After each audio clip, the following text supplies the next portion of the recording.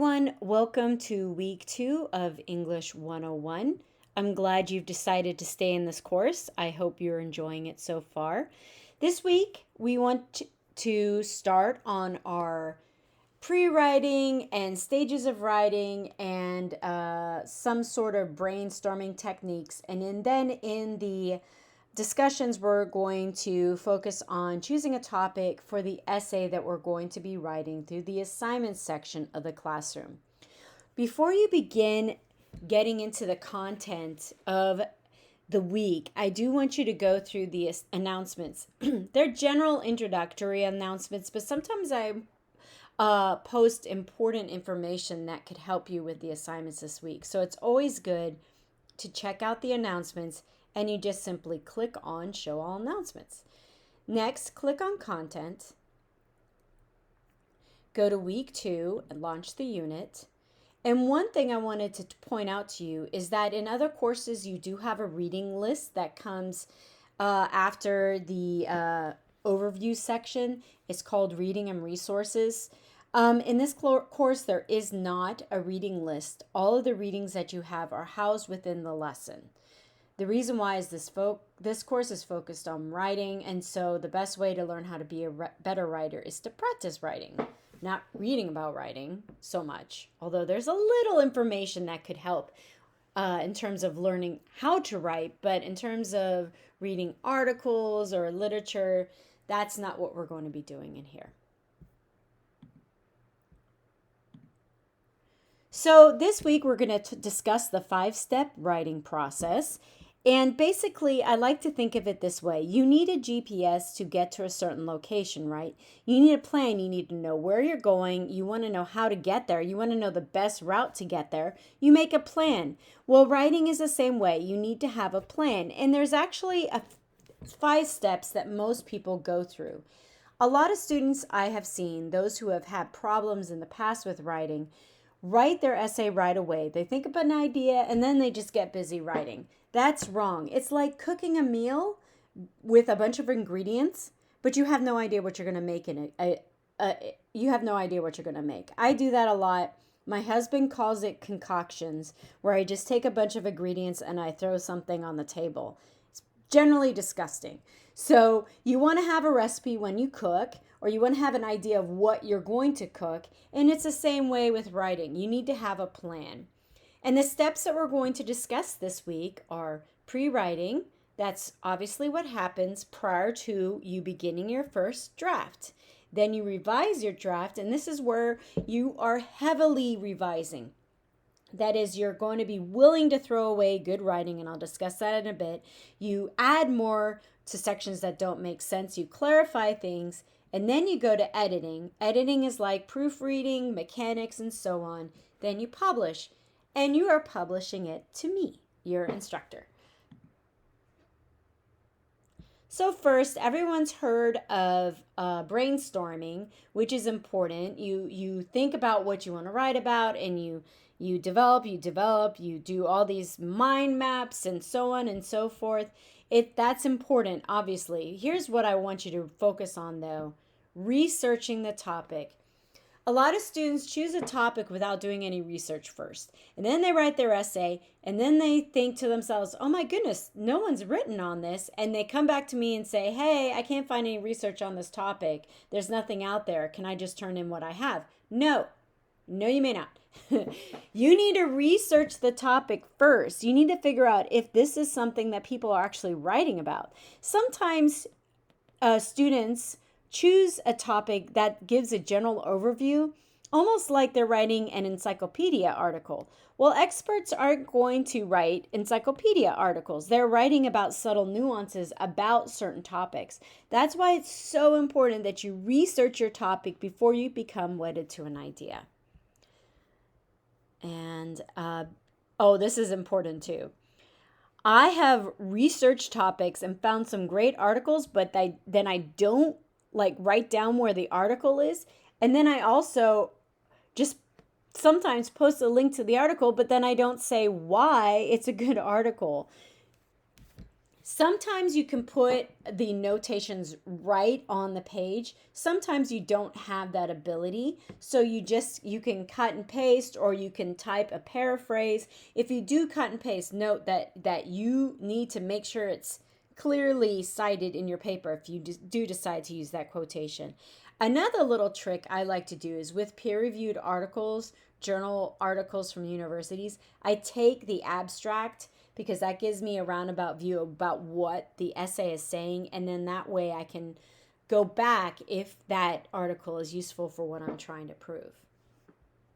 Obviously, you don't want to cite the abstract because the writer didn't actually, that's not the actual article, that's just a summary. If you do decide to use the article of the abstract that you found, make sure to go back to the actual article.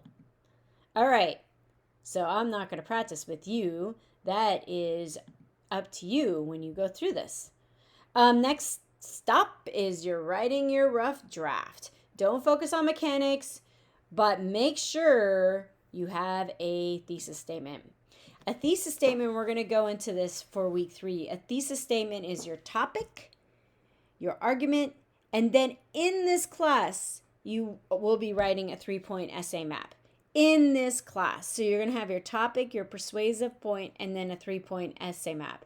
So, for example, I love dogs because they're sweet, they're patient, and they love to go for walks. I don't know, I just made it. So that would be your 3-point essay map.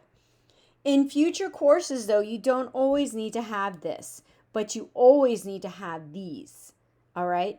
Always need to have your topic and the persuasive point. And also, I wanted to point out to you that your thesis statement will be at the bottom, the final sentence of your opening paragraph. But you don't need to worry about that too much this week. You're just developing topics. And then you start brainstorming, then you start writing your essay, then you revise. And the revision comes in where you take your copy and you just go around and you rework it, you restructure it, you delete stuff, you add stuff. You are being super critical about your work. Sometimes you have really great writing. This happens to me sometimes where I see something, I'm like, oh my goodness, this is such great writing. But if it isn't serving you, if it doesn't help you prove that thesis statement, if it takes you off track, or if it's just flowery fluff, you need to remove it and throw it away. It's hard to do, I know, but don't be a hoarder when it comes to your writing. Don't be a hoarder, and don't be stingy, right? Write as much as you need to prove your argument, no more like a hoarder and no less like someone who's stingy, okay? And that's what the revision is. You have to be super critical. And this just gives you some information about how to conduct a revision. And then the editing is kind of like you've made the cake. It's really pretty and beautiful. And now you're going to put some icing on it by making it look pretty. Taking care of mechanical errors, making sure it's formatted correctly, making sure all your citations correct, and so on and so forth. Then you publish it. And in this course, guess who you're going to publish it to? To me. I'm your audience, okay? So that, and in other classes, you'll be publishing it to your professors. Okay? All right. So this week you have a couple of assignments. First, you have a discussion to do, and this is going to be a little complicated. I'm going to try to explain it. In this course, you're writing 2 essays. 2 essays. One essay will be written in the discussions area. So in the discussions, you're going to be writing body paragraphs, a thesis statement, intro, and conclusion. In the discussion area, you are writing an essay. However, you're not turning that essay in to the assignments links. Instead, you're writing a different essay for the assignments link, and we're breaking that up into parts too. This different essay, not the one you're writing in discussions, this different essay, the one they're handing in through the assignments, will be broken up in a similar manner as what's going on in the discussions. Okay? You have 2 tracks, a discussion topic track and an assignment topic track. All right, so 2 essays, 2 tracks, 2 methods of breaking apart an essay. This is where it gets complicated. Week 2, you are giving me topics for the essay you're writing in the assignment section of the classroom. So this will be the topic that you focus on, where a big portion of your grade will be. These are the topics you can choose from. And this week, you're just going to talk about how you brainstormed, how you're going to limit it, what you're going to do, and you can choose 2 pre-writing strategies and explain how these were helpful and post your results. If you feel like it, take a picture. That's fine too. You need to post at least 2 times, but also give real critical feedback. And I don't mean criticize. I mean just go beneath the surface, and instead of saying, oh, that's nice, look at you, hope we have a great semester, hope you have a great week. No, I want you to actually post something meaningful. All right, and then you also have a quiz. And this discusses everything we've discussed in the lesson. So hopefully what I've talked to you about today will help you a little bit with the quiz, but also read the information in the lessons as well. All right, that's it. Hopefully you have a great week. And if you have any questions at all, please message me or send me an email. See you soon.